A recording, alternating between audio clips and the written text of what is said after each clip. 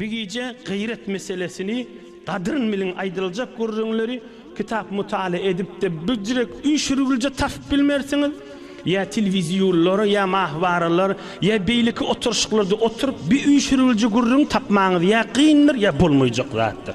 Ondan çürüyüm aydılacak görürün kadrını bilin. Önümünün aydeyin bir neçe bir revanşinasida yazılan kitaplar var. Öz yurdumuzda çap boluptur. Bir harici Avrupa'yı revanşinasla dünyada yakası belli bir danışman da adamlar yazıptırlar. Erhileyin arasında ya şu gayret barada ya münkirlik hakkında ya erhileyin onuşma hakkında.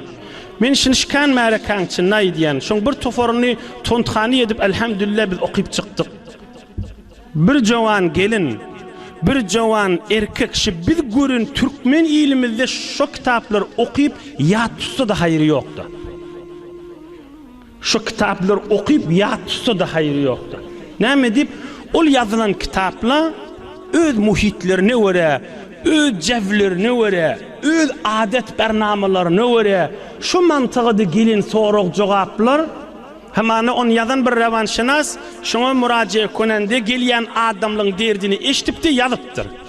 Ama şu görünleri sen men yaşı camiamizde bir tahsilkarda ya bir sot okanı bilen men açık aytıp bilen hayırlanıp başarmayadı. Hayırlanasa şayet %5 derse hayırlansın. 95 dert hazır qaliya anırdı.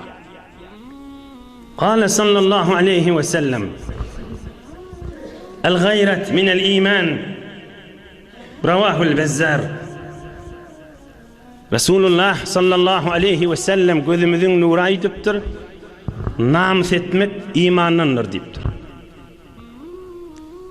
Namus özünün zinanasına, ayallığına, enesine ve zinanı da özünün erine. Zinanın da gayreti vardır. Şeriatta icazı veriyor zinanın gayretine. Erine beytme deyip men yüreğim ağrıya demeye icazası vardır. Erkek zinanak icazası bolşiyali, zinanı da erine icazası vardır. El gayret meşru'atun lirricali ve nisa. Erkek zinanı ikisinin de gayreti var vücudunda. Yang deslapta aytdım, heyvanın da öz tabiatında tamam heyvanların gayreti var. Başlan domuzdan başka. Bir domuzun namusu yoktur. Öz orkosunun yanına başka erkek yalap getiriyor diye domuz. Domuz vücuduna başlan bir namusluk şudur şu. Ama Resulullah aleyhisselam gayret imanındır dediğine mi? Diyede, itte, eşikte, sığırda, tamam hatta uçayan kuşlarda da gayret bağda. Resulullah aleyhisselam aydıptır. Gayret imanın niyanna mühim. Yani çın gayret imanın turmalıdır dediği. Gayret dediğinin öz manası ne? Gayret dediği özünün namusuna men açık doğruca gönüllü etmeli olayan.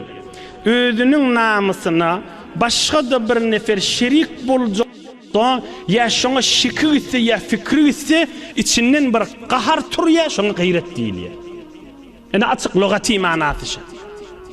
Bir özünün muhtesladını başka bir neferde şerik bulacak bolsa içinden kahar tur ya, heyecanı düşüyor, bir ihtiyar. Şuna adına gayret değil ya. Yani bir gayretin bir lügati manası oluyor. İmma Resulullah aleyhisselam aydiya el-gayret minel iman. Çın gayreti ki Allah'a veriye imanın eteğinden, imanın nurundan çıkmalı gayret. Bitir pur manaha şuurun. Yani ne mi? Yani bitir çınır şuurun. Yani Allah'ın icazı veren yerine Müslümanın gayreti oynamalı. Allah'ın icazı vermedik yerine Müslümanın gayreti oynamalıydı. Hamana bir zinana özünün yegeni bilen oturan olsa, Müslüman adam gayret etse günahkar da, yegeni de doğruca yegeni. Ayallığının oğludur. Hamana ayallığının oğlu, zinanası yegeni bilen otuyor. Onu da gayret etse, Allah'ın söyleyen gayreti der. Gayret, el-gayret minel iman. Allah'ın söyleyen gayreti, Allah'ın isteyen gayreti imanın eteğinde, imanın nurunun içindeki gayret bolmalı. Yani Allah Teala'nın icazı berin yerine gayret etmeliler, öz içine gayret düşse de bilmenşik bolmalı. Havasını pert etip bilmenşik bol, zikrayt da bilmenşik bol, ol diline getirip yakeplemene icazı yok. El-gayret minel iman. Çın gayret imandan turmalı. O Müslümanın gayretine hilli olmalı. Özünün içerisindeki namusunu gayret etşiyali, başka birinin namusuna da çın Müslüman gayret etmeli. Hamana başka kişinin namusu bilenini, başka kişinin namusu bilenini irtibat bolsa, çın Müslüman öz içinden bir kahar heyecanı düşmeliler. Necre ol yaşı bolmaya deyip içinden bir narahatçılık turmalı. İnni şo narahatçılığı içinden turuya da emme şonu barıp vurmalı mı, vurmalı mı, o vurrun değil abi. Gurrun fakat içinden narahatçılık turman gurrunu. Emme onu halletmen meselesi ol juda mesele. Bizim gurrunumuz o değil. Onun ulamaların maslahatlaşmalı. Ahuncan mene şiciret bir zat ba, men narahatçılık içimden döreptu, öz namusuma de yönü Müslümançılık namusum şeyler, yağdaylar bolu oti. Men elimden näme gelýär diýmeli. Geňeşmäne adam tapmasaňyz men hyzmatymda. Gurrun ýyzyny alyp gideýin.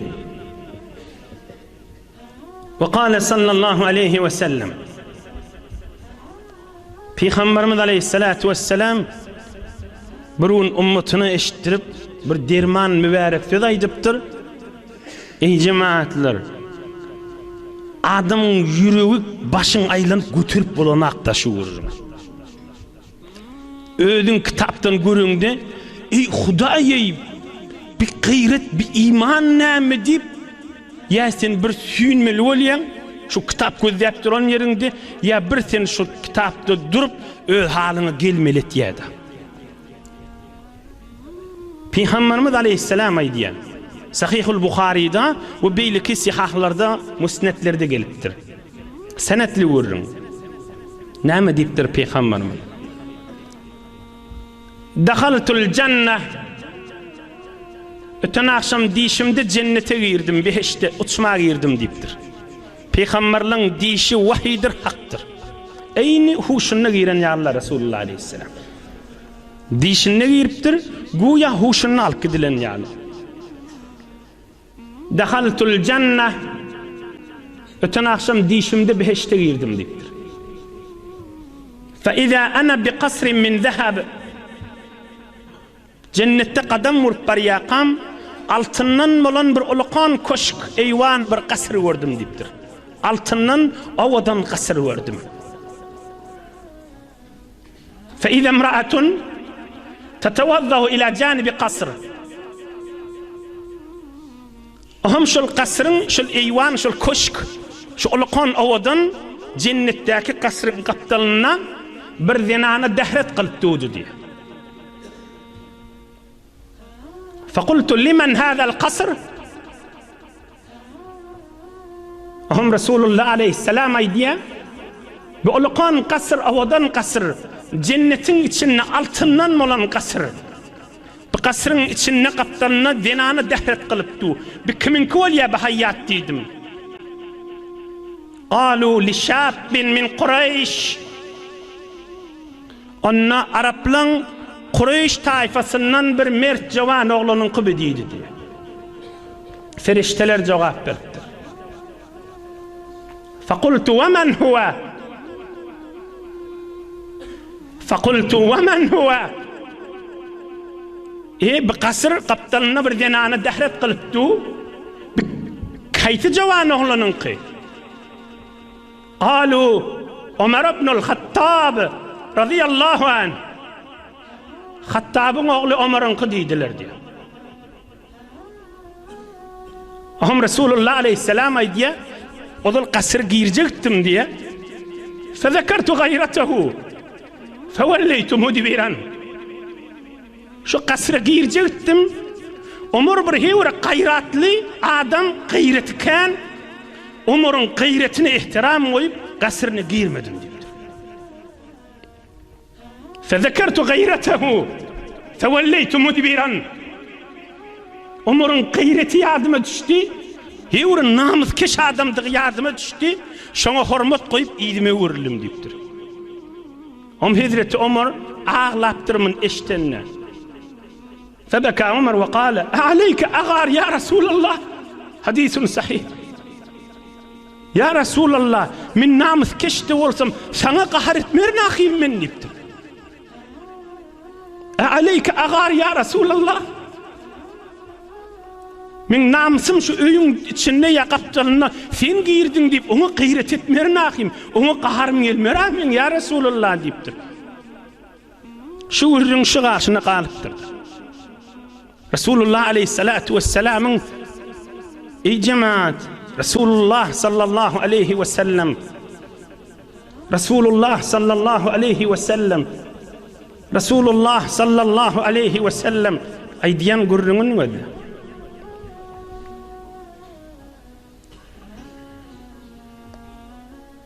Öz ummeti der kul ummet al hemme musulman Resulullah'ın ali. Bir enelemide Peygamberin zenanlarını ene diýmeýärmi? Peygamber däde hesap bolup düşýärdi. Ummetimiz ähli da Resulullah aleyhisselam'ın. Giýinlikden ödesen hamany gelini boljak-da. Emma Ömer'in gayreti ýardyma düşdi, namys keşdigi. Ýoksa fakat kasry giýip çykypdy, gezip ötýärdi. Ýygyme öwrilim diýipdir. Hazreti Ömer daýdypdyr, men gayreti ýardymda bolsam namysyma sana gaharym gelmer ya Resulullah diýip ağlapdyr. Emma asl gayret barada Resulullah aleyhissalatu vesselam kesik değil, kesip bir hukm aýdypdyr. Qala sallallahu aleyhi ve sellem: "Gayratani ahaduhuma yuhibbuha Allahu azza ve celle wal ukhra yubghiduha."